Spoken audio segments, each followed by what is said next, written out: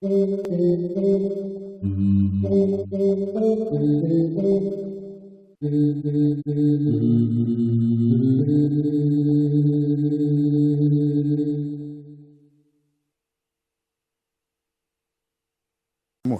ladies and gentlemen, we're also now joined over the phone by Professor Khaled Abbas, the International Transportation Consultant. Professor Abbas, can you hear us, sir?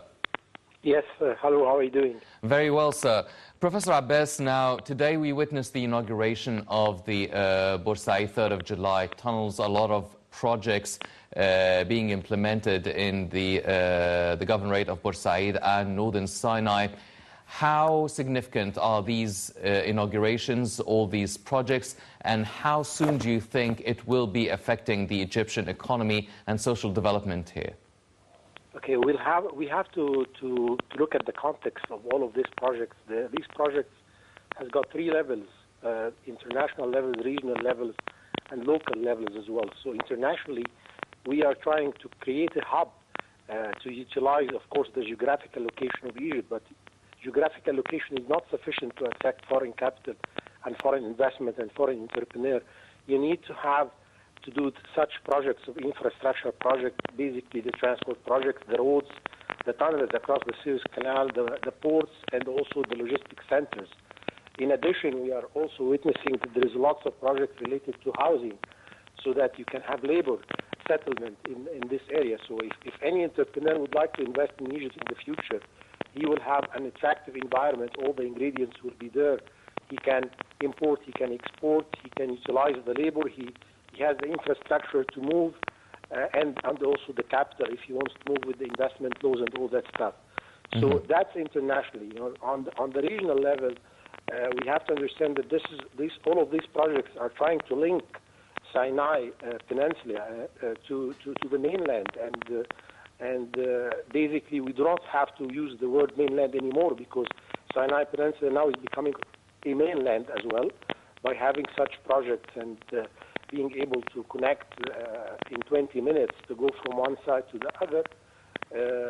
And additionally, of course, that will attract labor, will have an impact on the job opportunities.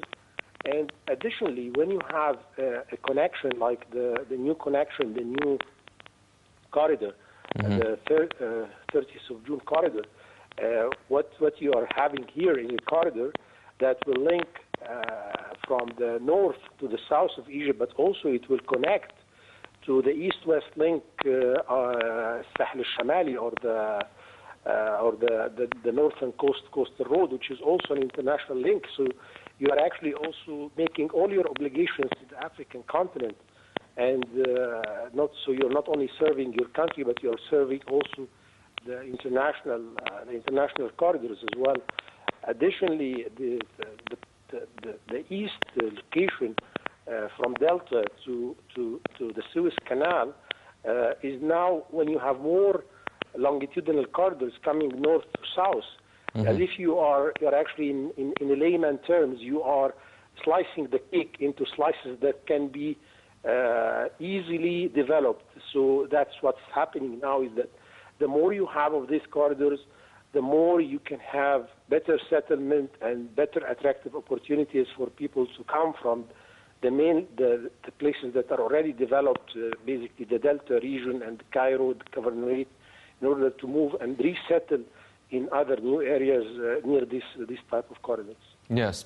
Well, Professor Abbas, now, as you've mentioned, the 30th of June corridor, a lot of tunnels connecting Sinai Peninsula to the Delta, going to the north coast as well. With all of these changes, with the development of the canals, governorates, Ismailia, Bursaid and Suez, developing the new Alamein city, the north coast, do you feel that the demographics of Egypt, people are going to start moving away from the Delta, moving to the east, to the west and to the northern parts of the country? And the south as well. I like this question. This is a very good question. I think, as I said, now the government has done a lot of work in terms of infrastructure investment, and also today one of the things that I was really proud of it is that also that there is also investment in services. When you have health services getting better. That is where you have people moving. People does not only move by easy infrastructure. People also move when you have attractive services. and really this is the complementary situation of all the ingredients coming together. So yes, when you have the roads, when you have good accessibility and good mobility, you tend to be attracted to commute and to move.